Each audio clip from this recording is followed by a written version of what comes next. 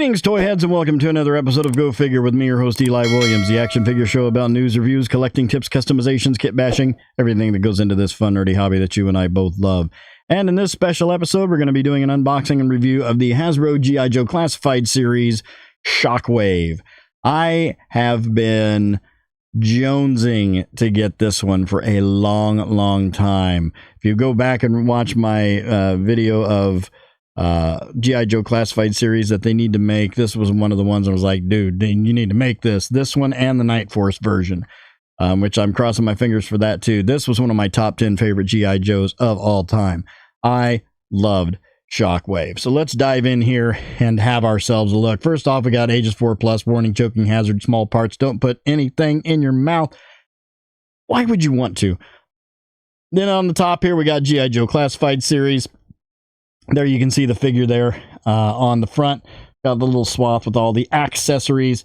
Little piece of artwork, and I've said it time and time again, I love the artwork that they do on these things. G.I. Joe Classified Series. G.I. Joe Jason Shockwave Faria,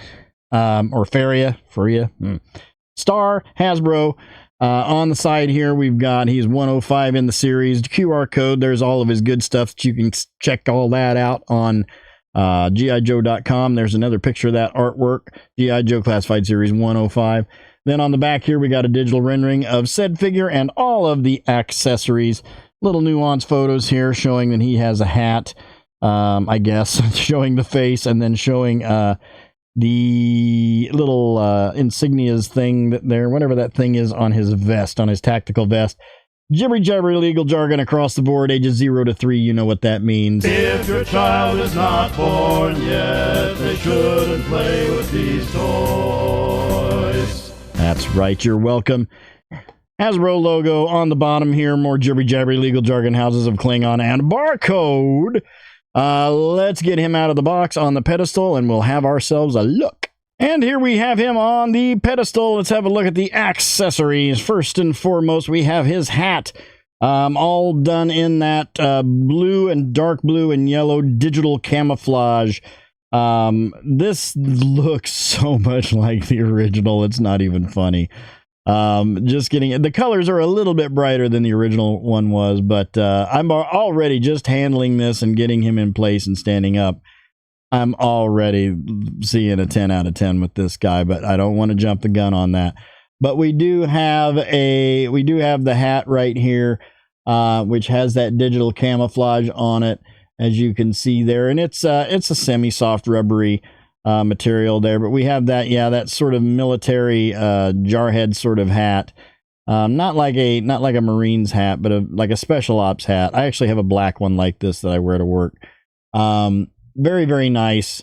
I really didn't even expect to be able to take the hat off of him, but they're doing that now. So then we have a shield. Now this he didn't come with. I don't ever remember him having a shield. I just remember him having like an Uzi, like a submachine gun with a suppressor on it and a nightstick.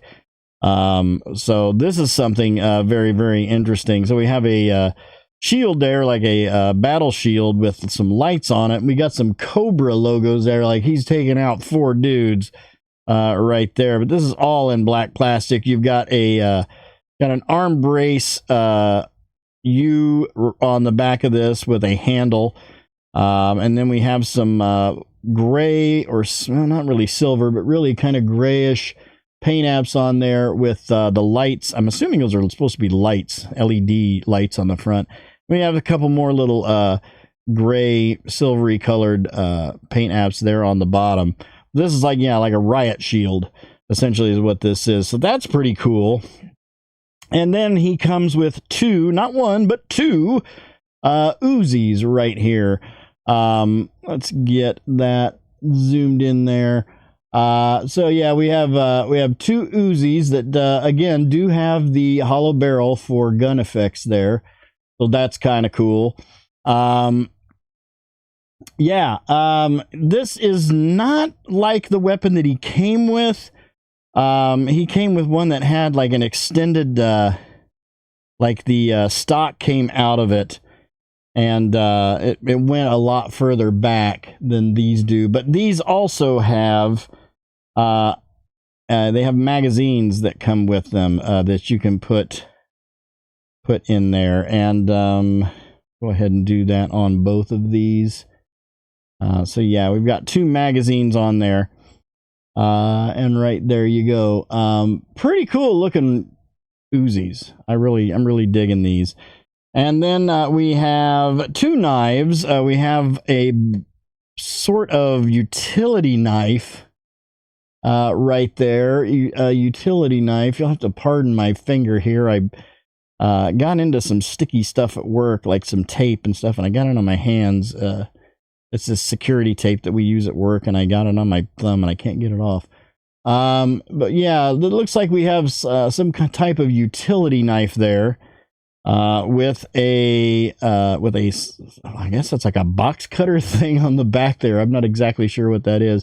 And then we have ourselves like a boot knife, because he's got a boot knife scabbard, and then he's got a scabbard on his battle vest right there. So we have 2, both all in black plastic.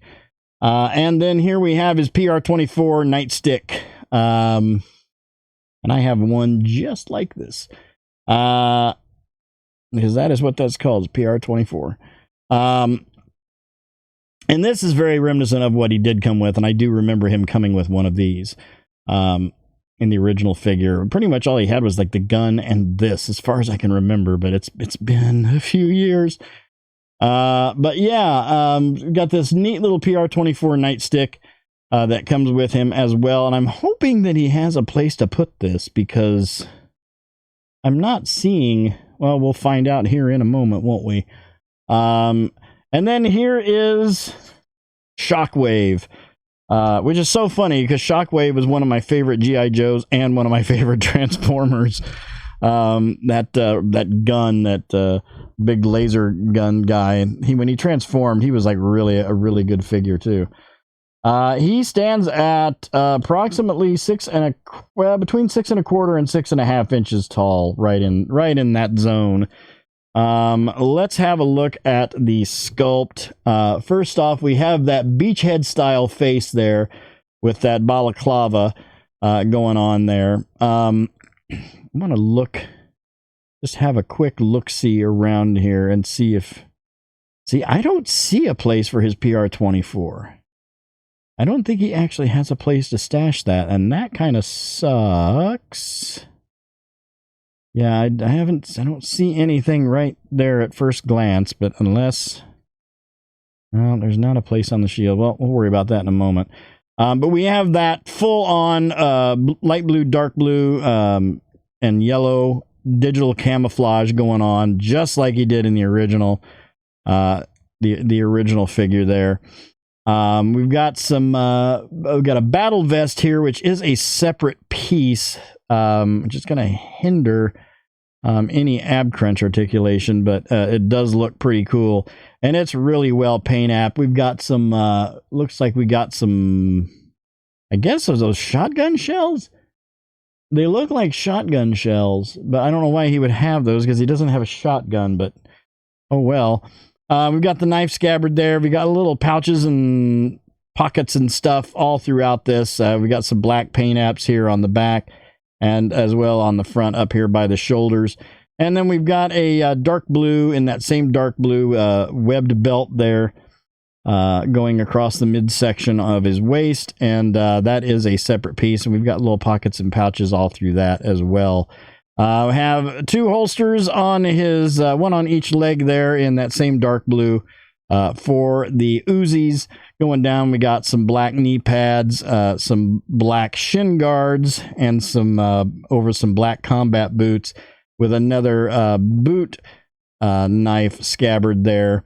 Going up with the arms, same with that camouflage, and then we have some gauntlet wrist protector armor there. On his forearms. Pretty cool.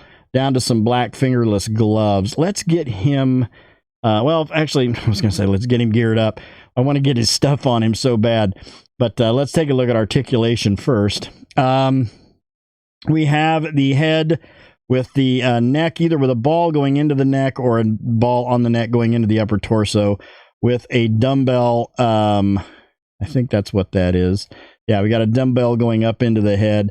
Full rotation on the head. Not too bad on the down. Could be better on the up. Lots of crazy tilt on there. On the shoulders, we do have butterfly hinges on the shoulders. Full rotation on the shoulders. Arms up to there with a bicep swivel and a double elbow going right to there. With the wrists, we have full rotation on the wrists and in and out on the left. And I'm assuming that this is going to be an up and down. This better be an up and down, or is it an up and down? Yes, it is an up and down. Up and down on the right hand. These need to come back just a tad because they're riding down onto that sleeve cuff. Yeah, these need to come back a bit. They've slid down and they're taking up prime real estate on the wrist. So, that one's made it past the cuff on the left hand. So that's okay though, because the shield's going to go on that hand.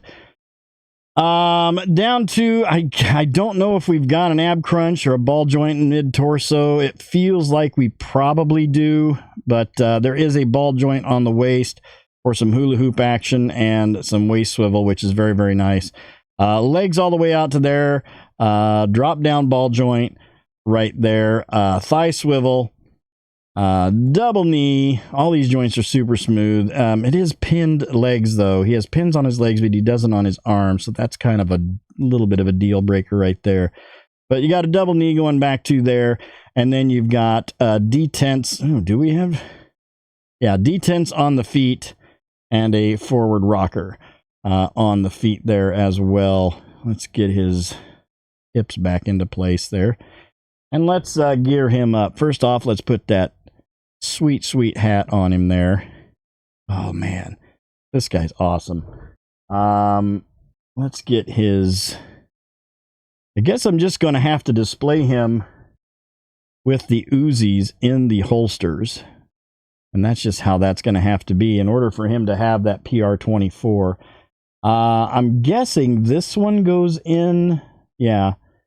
This one goes in the leg scabbard. I feel like that that strap needs to go behind that shin guard.